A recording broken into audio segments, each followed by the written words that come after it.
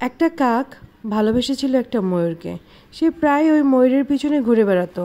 ময়ূর এটা বুঝতে পারলো, সে না বোঝার ভান করে কাককে এড়িয়ে চলতো। আসসালামু আলাইকুম, সবাই কেমন আছেন?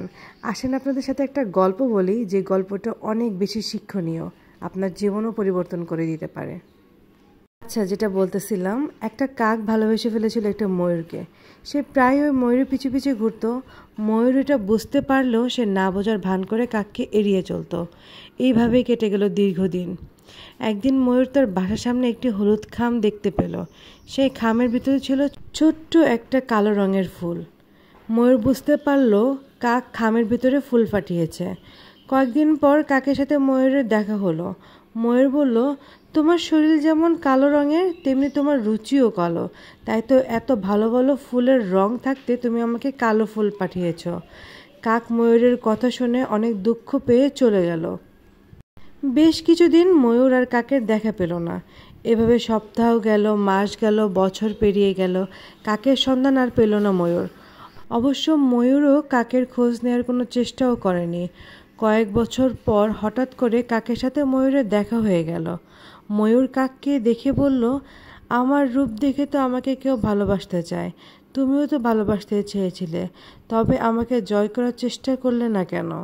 কাক জবাব দিল, তোমার সাথে জীবনে একদিন আমার কথা হয়েছে।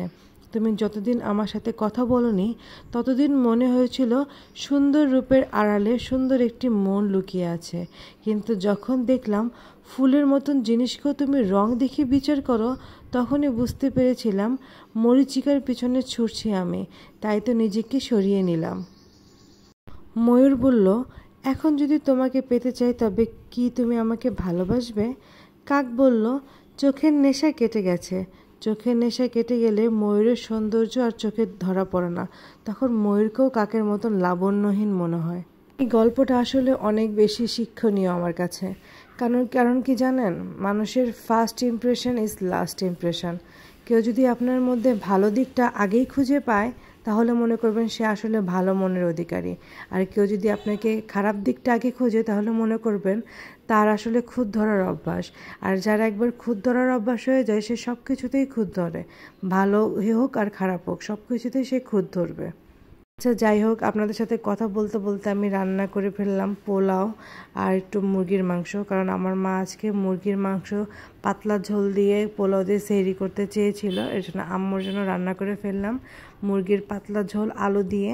আর সাথে ছিল হচ্ছে পোলাও। আপনাদের কেমন রোজা কাটছে অবশ্যই কিন্তু আমাকে জানাবেন। আপনারা কি খেলেন সেহরিতে, ইফতারে, অবশ্যই কমেন্টস বক্সে লিখে জানাবেন। ধন্যবাদ।